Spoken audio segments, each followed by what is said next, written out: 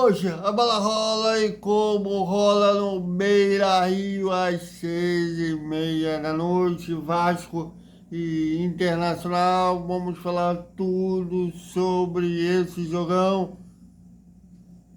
Vale muito para os dois clubes, principalmente do Vasco, que está dormindo na zona de rebaixamento. E vamos também comentar, após a gente ter gravado Boa Noite, o Vasco emitiu uma nota e o Tabra Smith, autor da matéria, que foi atacado na nota oficial do Vasco, rebatendo e provando as mentiras da diretoria. Tudo isso desperta, Vascaíno! Salve, salve galera do Vascão, bom dia para todo mundo. E logo mais às 6h30 da noite a bola vai rolar. E como vai rolar? No Beira-Rio, em Porto Alegre. Vasco, na verdade, Internacional e Vasco é a 17ª rodada do Campeonato Brasileiro. Jogo que vale muito para os dois times. O Inter, ainda na crescente, vence 2 vitórias seguidas, querendo 3 vitórias seguidas, na verdade, querendo a 4ª. E o Vasco dormindo na zona de rebaixamento devido ao empate 2-2 entre o Sport de Recife e o Santos. Né? O Santos foi a 14 pontos, empatando com o Vasco, mas tem vitória a mais. Por isso, o Peixe superou o Vasco e botou o Vasco na zona de rebaixamento. Então, pontuar é muito importante nesse jogo lá em Porto Alegre. E para falar... Fala, gente, tudo bem? Aqui Douglas Freitas, diretamente de Porto Alegre, falando hoje sobre as informações do Internacional, Esporte Clube Internacional, na partida contra o Vasco da Gama, hoje às 6h30 da tarde. A direção colorada está esperando mais ou menos uma média entre 15 a 20 mil torcedores, muito em conta da chuva. Uma chuva muito forte aqui em Porto Alegre, é um dia frio também, o horário ele não combinou e o Inter vai ter problemas aí com a sua torcida para hoje no Beira-Rio. O Inter que tem a provável escalação de Rocher, Aguirre, Vitor Gabriel e aí a dúvida no setor defensivo para Roger. Ou Cleiton Sampaio, Mercado ou Juninho. Uma das 3 opções vai a campo nesta tarde. E na esquerda, o lateral Bernabei. Abrindo a meia cancha com Thiago Maia, Bruno Henrique, na frente centralizado o 10, capitão e faixa Alan Patrick, na esquerda Wesley, na direita Carboneiro e no setor ofensivo Rafael Borré. Essas são as informações do Esporte Clube Internacional. Eu sou o Douglas Freitas, diretamente para o canal do Tostes. Um grande abraço e até a mais. Salve, salve, Thiago. Abraço para todo mundo que está acompanhando esse conteúdo. Chegando aqui diretamente de Porto Alegre para falar sobre as informações do Inter e o provável time colorado para esse duelo diante da equipe do Vasco da Gama. O técnico Roger Machado tem um problema na defesa. Vitão está suspenso e não fica à disposição.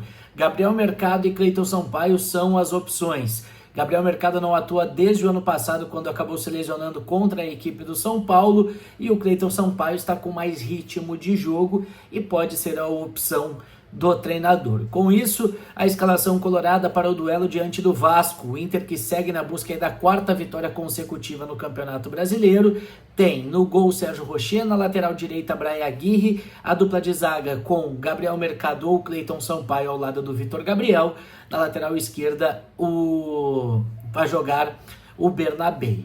O meio de campo colorado deve ser formado por Thiago Maia ao lado do Bruno Henrique, com o Alan Patrick sendo o armador. Pelo lado direito Wesley, lado esquerdo Carboneiro, na frente Rafael Santos Borré. É o último compromisso do Internacional antes da partida de ida das oitavas de final contra o Fluminense pela Copa do Brasil. Então, grande expectativa é que o Internacional faça um bom jogo na primeira etapa e, dependendo do resultado, possa preservar alguns nomes, ou até mesmo começar a partida sem alguns dos titulares. Brian Aguirre e Alan Patrick são os mais desgastados. Tá certo, Thiago? Um forte abraço a ti e um bom jogo para todos nós. Para falar do Internacional, nada melhor que o Douglas, nome da Rádio Meu Gigante, que cobre o Internacional, e o Douglas Freitas, na Rádio Mix de Porto Alegre. Fala aí, amigos! No Internacional, nada melhor do que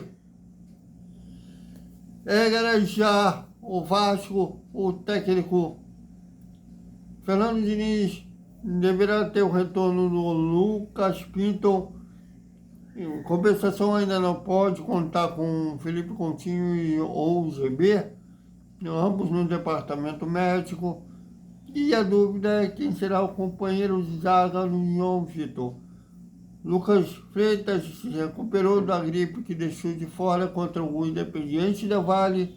Pode retornar, assim como o Fernando Diniz está com a mente de fazer o Hugo Moura, o seu novo Felipe Melo, deixar ainda o Hugo na zaga lá do João Vitor.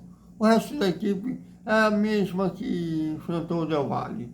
O provável time do Vasco: Léo Jardim, Paulo Henrique, João Vitor, Hugo Moura ou Lucas Freitas e Lucas Pinto.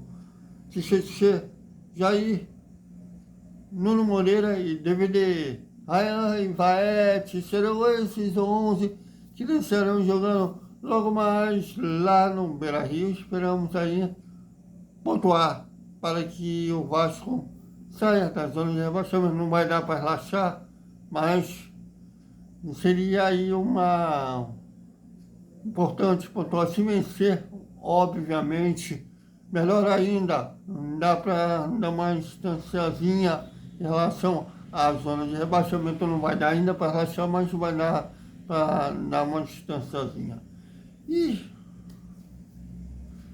após eu ter gravado Boa Noite, o Vasco emitiu uma nota sobre a matéria que eu comentei justamente no Boa Noite, sobre as dívidas que o Vasco tem com empresários, comissões, né, e com os empresários, atacando, inclusive, o jornalista Cameron Smith, que fez a matéria. Veja. E nessa nota, assim, eles botaram uma tabela de dívidas pagas, dívidas que estão a serem pagas. Vejam. Vendo aí a zona cinza, que é a zona das dívidas, calculando aí, dá 20, pelo que eu calculei, 29 milhões e meio. O Tablo calculou 30. Sério que essa nota toda foi para desmentir meio milhão. E não só piora a coisa, o Tablo também respondeu. Vejam, vocês verem que o Tablo, nessas notas, vou colocar tudo aqui, que ele postou no X, mas vale a pena vocês conferirem que na nota que vocês acabaram de ver, eles disseram que o Tablo não procurou eles, mas o Tablo prova que sim procurou. E como um cara que cobre um dia a dia do clube, posso dizer que também no meu caso, muitas vezes a gente fica no VAR. É uma coisa, eles sabem que o Vasco tem milhões de torcedores, ao mesmo tempo que é privado, é público, porque envolve paixões de milhões de pessoas. E muitas vezes, como o Tablo disse, não me responde. Nem no privado, no grupo já não deixam mais a gente tirar dúvida ali. Na gestão, na 77, por mais que também fosse fechado, a gente podia se comunicar. Até desabafei uma vez lá, disseram que eu me achava que como tivesse na Ásia, né? Os países asiáticos são geralmente fechados, né? Muito retraídos. Mas agora não, eles só comunicam e pronto. E quando eles precisam de qualquer coisa, eles procuram no privado. E muitas vezes a gente não tem simplesmente resposta. Se for para uma matéria negativa, então,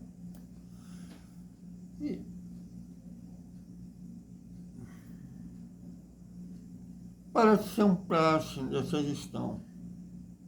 Atacar jornalista, processar jornalista, não jornalista, crítico na gestão, a fim de intimidar, a fim de calar aquele crítico.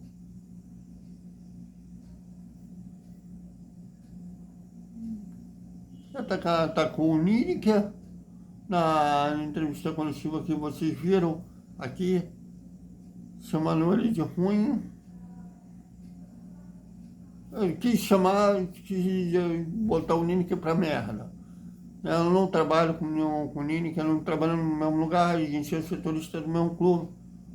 Mas ele com um comandante, pessoa de pública, como o seu Pedro Paulo, ele tinha que ter um intelecto melhor, tinha que saber responder melhor, na moral.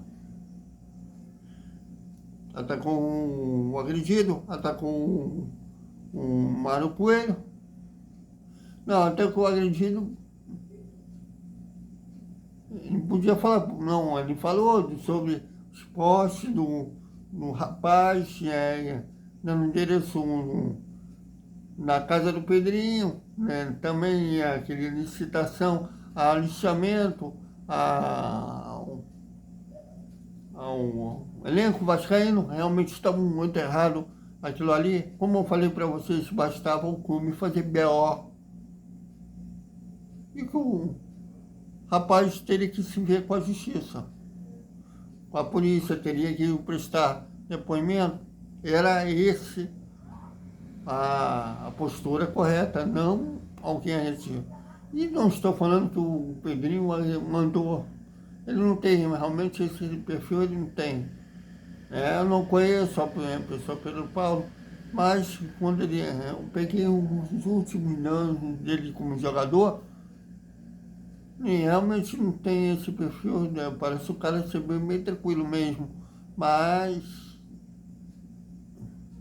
mesmo sendo ele ou não, mas quando acontece um evento dentro do estabelecimento do clube, ele como presidente acaba sendo responsável.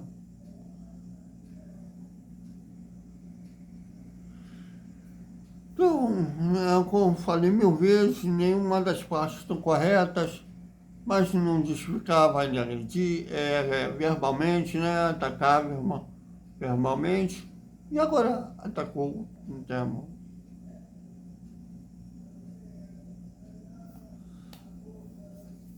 Para ser gestão que as mentiras são. Já atacou o Vene Casagrande, que o Vene Casagrande em 30 segundos desmentiu, provando sobre a questão do Paulinho.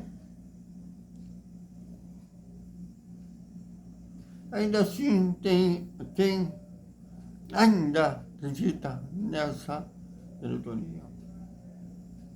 Uma diretoria arrogante, uma diretoria que responde com mentiras, uma diretoria que responde atacando. Não é resposta a ataque. Se mostra um speech no Zap, ele tentando conversar com um diretor do Vasco que simplesmente foi ignorado. O que poderia acontecer com o rapaz quando ele fosse cobrir um jogo de São Januário?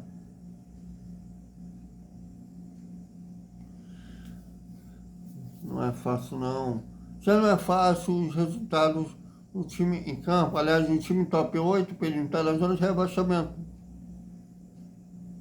Você disse, ainda mais na minha pergunta, que não tem condições de fazer o que o Corinthians faz, sendo que o Corinthians também deve mesmo.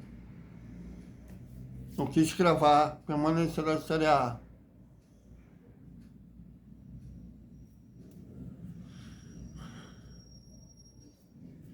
Sempre muito complicado, mas a gente esperamos falar isso na análise da partida de uma maneira mais suave, fingindo aí de um bom resultado. Esperamos. Então, é isso, galera. Até o nosso... às 5h30, análise rápida da escalação. Na hora do intervalo, análise rápida do primeiro tempo. E repercutir tudo que rolar lá em Porto Alegre. Até mais.